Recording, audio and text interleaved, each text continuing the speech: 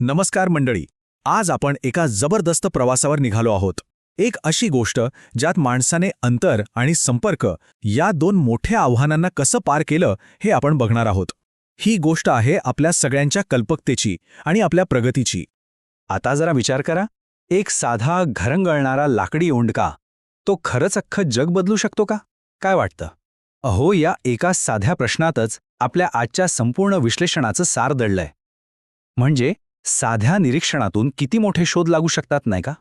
चला तर मग सुरुवात करूया.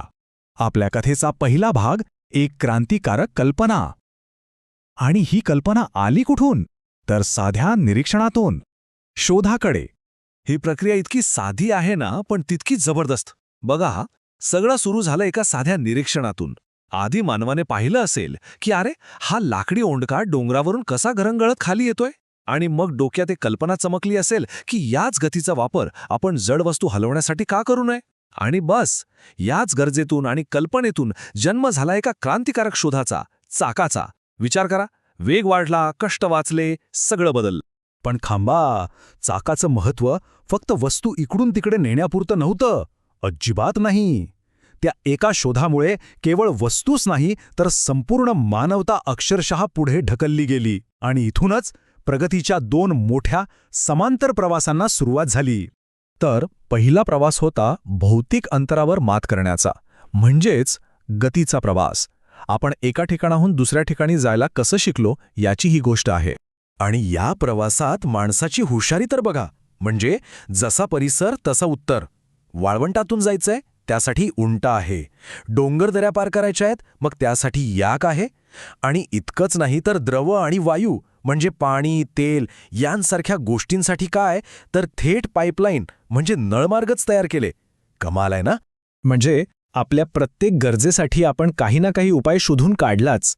अगदी माणसांना वाहून नेण्यासाठीच्या पालखीपासून सुरुवात झाली आणि ते थेट पृथ्वीच्या बाहेर जाणाऱ्या अग्निबाणांपर्यंत आपण पोहोचलो. काय प्रचंड झेप आहे ही! पालखी ते अग्निबाण हा प्रवासच माणसाच्या महत्वाकांक्षीची कहाणी सांगतो. बरं, तर भौतिक अंतर तर आपण पार केलं, पण मग दुसरा प्रश्न उभा राहिला. दूरवर असलेल्या माणसांची मनं कशी जोडायची? आपले विचार, आपल्या कल्पना त्यांच्यापर्यंत पोचवायच्या कशा?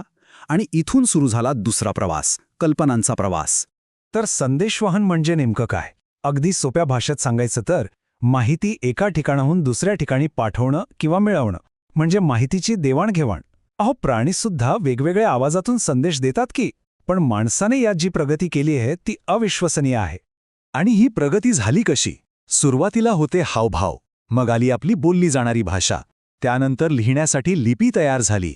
मग काय, कबुतरांमार्फत किंवा टपालाने पत्र जाऊ लागली. त्यानंतर आला टेलिफोन. आणि आज आहे इंटरनेट. विचार करा, प्रत्येक टप्प्यावर माहिती पोचण्याचा वेळ कसा कमी कमी होत गेलाय. आणि यासोबतच अशी साधनेही आली जी एकाच वेळी लाखो लोकांपर्यंत पोहोचू शकली. म्हणजे आपली वृत्तपत्र, रेडिओ, टेलिव्हिजन आणि अर्थातच इंटरनेट. याने संपूर्ण समाजाला जोडण्याचं काम केलं.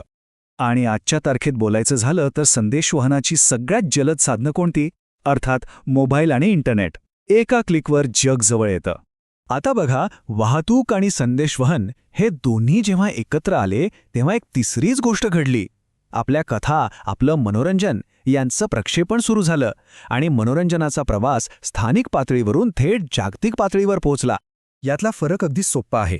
बघा, एक आहे स्थानिक मनोरंजन, म्हणजे जादूगाराचा खेळ, पथनाट्य किंवा कठपुतळीचा खेळ, जे आपण आपल्या डोळ्यांसमोर थेट अनुभवतो. आणि दुसरा आहे प्रक्षेपित मनोरंजन, म्हणजे रेडिओ, टीव्ही, सिनेमा, जे कुठेतरी दूर तयार होतं आणि लहरींच्या माध्यमातून आपल्यापर्यंत पोचतं. पण या सगळ्या प्रगतीची एक दुसरी बाजूही आहे. एक किंमत आहे जी आपल्याला मोजावी लागते. प्रत्येक शोधाचा एक अनपेक्षित परिणाम असतो, आणि त्याबद्दल बोलणंही तितकंच महत्त्वाचं आहे. एक उदाहरण घेऊया. आपल्या स्रोतांमध्ये एक महत्त्वाचा निष्कर्ष आहे की मोबाईल फोनच्या लहरींमुळे चिमण्यांना त्रास होतोय. विचार करा, ज्या मोबाईलला आपण आजच्या युगातली सगळ्यात मोठी क्रांती मानतो, त्याचा असाही एक परिणाम असू शकतो. हे आपल्याला आठवण करून देतं की प्रत्येक शोधाची एक दुसरी, कधीकधी न दिसणारी बाजू असते. आणि हेच आपल्याला एका मोठ्या प्रश्नावर आणून सोडतं. आपला नवनिर्मितीचा हा प्रगतीचा प्रवास आज पूर्वीपेक्षा कितीतरी पटीने वेगवान झाला आहे. तर प्रश्न हा आहे की आपण पुढची कोणती समस्या सोडवणार आहोत आणि त्याची किंमत काय असेल? यावर विचार करायला हवा.